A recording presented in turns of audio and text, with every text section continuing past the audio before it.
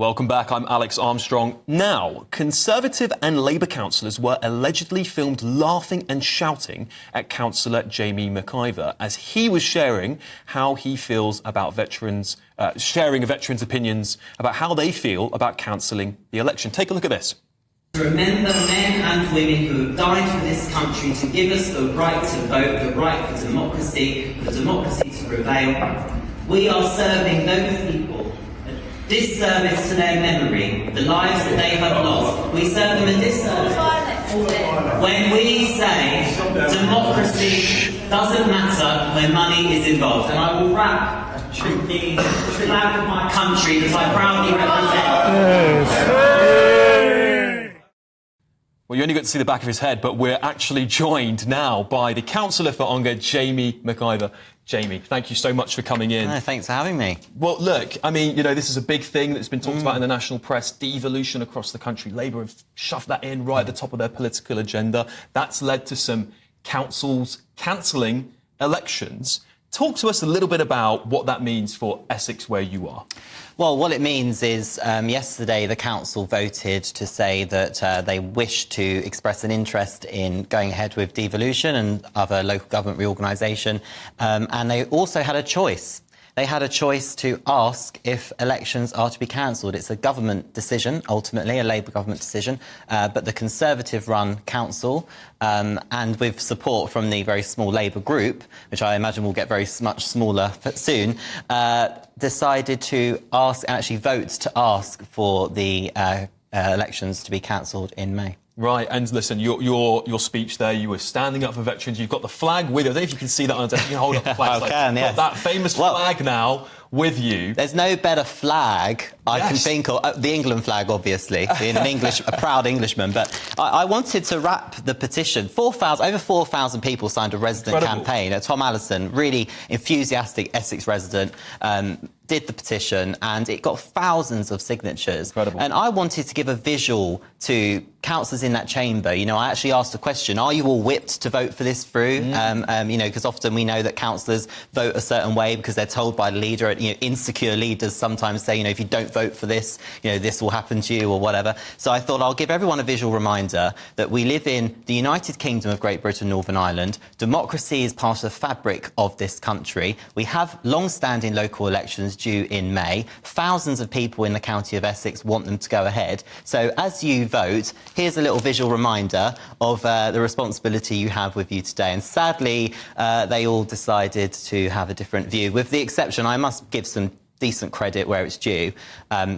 The Liberal Democrats on our council actually put in an amendment to try and make sure we had elections in May. That was supported by some of the independent councillors, Residents Association, myself as the only Reform councillor. Most frustratingly to be the only Reform councillor on Essex County Council at the moment, because I think actually a few more reformers in that chamber and democracy would have had a bit more of a say. Well, do you feel that perhaps, you know, the reasons why some of these councils are voting because they're scared of a damning electorate on the way the political establishment is at the moment? I mean, obviously, Robert Jenrick, by the way, he said that we should only be cancelling elections in exceptional circumstances. Do you agree with that? I completely agree. I mean, to be honest, it has to be a very exceptional circumstance. And, you know, I am very, very, very convinced, actually, you know, just as somebody that canvasses all the time. I speak to my residents all the time. I travel the county talking to people. I actually did a tour of Essex ahead of this vote, and I asked people in Harlow, in Basildon, in Malden, in Colchester, what do they think about the idea of cancelling elections. You know, the number one thing people said was they're just scared of reform. There you go. You know, people are seeing right through this. You know, I can't categorically say that's the council's corporate reason for doing it, but what I can say is that we had a by-election just recently in Essex. Reform came in straight away, 35%, in one of the safest Conservative seats in the county of Essex. The Tories did the most embarrassing. I mean, their campaign, I described it as an Eton mess, because that's exactly what it was. It was a total mess, and they only just won with 300 votes. And as a Democrat, I congratulated the successful councillor, of course, at the council meeting this week. But what is so clear to me is Reform do pose a threat. Their popularity in Essex is particularly particularly strong. And I just think a lot of councillors are too cowardly to face the electorate in May. Yes, well, that may very well be the case. But, you know, the government are saying, and I assume these Tory councillors may also say that devolution is going to help create jobs, productivity, growth. I think you may even get a mayor at some point, so a new elected position. So is this just not party politics by reform? Alex, you know, we've got so many problems in our country, and the answer's always been more layers of politicians. Always, you know, in the history of this country, you know, whenever we've got big problems, you know, more politicians and more politicians with more power has always been the answer. But I will be fair here. If devolution is something that this Labour government are hell-bent on doing, which it would appear they are determined to do, and very conveniently just before the elections in May, if that's the case, then obviously it's right Essex is at the table and we get as much out of Whitehall as we can. You know, I do believe, I have very little time for many people that work in Whitehall because I look at the state of our country at the moment and I think, what have you lot been doing? But if we are going to take power from Whitehall and put it into Essex and have Essex residents voting for Essex representatives to make decisions, then I think that's a positive thing. If handled correctly, devolution can be good. But what I have to say is I'm very worried about the historic nature of our county being broken up. That's a worry. That's really interesting stuff. Jamie, thank you so much for coming in. Insightful stuff. Right, well, the leader of Essex County Council, Councillor Kevin Bentley, has said, despite our differing political views, we all want to make Essex as great as it can be for our residents and businesses. Devolution is key to making this happen. It presents us with an opportunity for growth and productivity across the county like no other. British politics sank to another new low this week. Both the Conservatives and Labour have turned this national epidemic of rape gangs into mere pawns in a political chess game. This isn't leadership, it's cynicism, and it's a betrayal of our society's most vulnerable. First, let's look at the Conservatives. They've pushed for a national inquiry into the Grooming Gang scandal, and I agree, an inquiry is absolutely needed. But let's be clear, their move wasn't about justice. It was about headlines and political point scoring. They chose the day Parliament was debating crucial child safeguarding measures that could have saved the lives like that of Sarah Sharif, a 10-year-old victim of our failing system. Instead of supporting these immediate protections, the Tories decided to play politics. They voted against the bill, lost their amendment, and in doing so, lost the chance to make real progress for children at risk. It wasn't just a misstep, it was a moral failure, leaving the victims forgotten again. But don't mistake my criticism of the Tories for support for Labour's position. They've completely repelled the idea of a new inquiry, claiming previous ones were sufficient. But sufficient for whom? Certainly not for the victims who still await justice. The heavily criticised independent investigation into child sexual abuse report only focused on 6 case study areas where there were no significant reports of grooming gangs. So is that sufficient in any way possible? No, not in my opinion. During the House of Commons debate on Wednesday, both sides' hypocrisy was on full display yet again. Labour implored the Conservatives to support what they called a crucial bill, enforcing strict party discipline with a 3-line whip, yet key figures, including the Prime Minister, didn't even show up to vote. How can leaders who skip votes on crucial legislation at a time like this lead our country? It is shameless. It seems to me that Labour are more concerned with their own political fallout than they are about real justice for the victims. Let's not forget, many of the front bench ministers and secretaries of state are at risk of losing their seats to the Muslim vote. But more importantly, Labour could call a national inquiry today. Today. No vote is needed in the House of Commons to do this. Well, Reform UK, of course, have been critical of both major political parties. They backed the Tory amendment, but Nigel Farage called the vote insincere. Reform, of course, is the only major UK party to mention the grooming gang epidemic in their manifesto.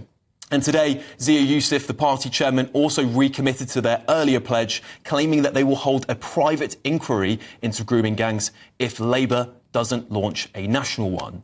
Look, I want to be frank with everybody tonight. Reform will be under the same scrutiny to deliver on their promises, not just by me, but by you at home, the entire British public. Words will not cut it anymore. This scandal is not going to go away, no matter how hard political parties, MPs and the establishment try to brush it out of the public discourse. These victims will not be silenced again. We are giving them a platform and a voice, and we're not going to stop talking about it. These victims deserve better. They deserve justice, accountability, and politicians to act beyond mere words. If our political establishment cannot rise above petty squabbles to deliver justice, do they deserve the trust of you, the British people? I am now joined by former Labour advisor Matthew Torbett. Now, Matthew, as pressure's mounting onto the PM at the moment, look, is it a sustainable position he can hold himself into? We've got 76% of the public wanting a national inquiry. That's 3/4 of people. But you've got mass amounts of the Labour Party membership also supporting a national inquiry. What's Keir Starmer going to do? No doubt give in to an inquiry. I think the position is likely untenable and the pressure will become insurmountable for the Prime Minister. I think it's obviously a bit of a misstep that somebody's forgotten about 6 months ago in the original letter from Jess Phillips and the Home Office to Oldham Council. I think the line also won't hold that this could take up to 7 years. And if you look at previous inquiries, you're looking at between 160 and 200 million pounds. I think ultimately it isn't necessarily about money, it's about righting wrongs. And sometimes money isn't the most important thing. And I think on top of that, this would likely be a much narrower review because you're looking specifically into Oldham Council, not decades of child sex abuse, much as the previous inquiry did back in 2022. So, no, I think the language is clearly softening. We saw Jess Phillips say only the other day that she would potentially look at a national inquiry if victims asked for That's it. right, that's right. I believe survivors is the preferred term for people that have suffered this sort of abuse. So I think that it's clearly softening. And what annoys me from a sort of political gamemanship point of view, because this is what's going on, is Labour are just falling into a trap, much like with Gaza, because they don't want to be seen to be giving up ground to Reform or the Conservatives who can then say, oh, well, we caused them to do this. Yeah. Why don't you just... They should have got ahead of it on the Sunday shows, just gone, and gone, do you know what? We listen to survivors and we're going to do it. You know, Labour only committed to implementing the independent reviews recommendations this Sunday at 1 p.m. after immense amount of pressure from the press, from politicians on the opposition. Why are Labour not getting on top of this topic after, being the so-called bastions for women and children's safeguarding the last 14 years? Why is it taking the media to put pressure on the party? What's going on? I think because, as you pointed out in your monologue, regardless of Labour, Conservative or anything, these girls and these survivors have been ignored by people across the political spectrum for the best part of 14, 15 years. They get treated as if, without people like Maggie Oliver and others bringing their voices to the fore. And actually, in fairness, someone like Charlie Peters, who has been banging this drum for at least 2 or 3 years before any of Elon Musk's sort of tweets.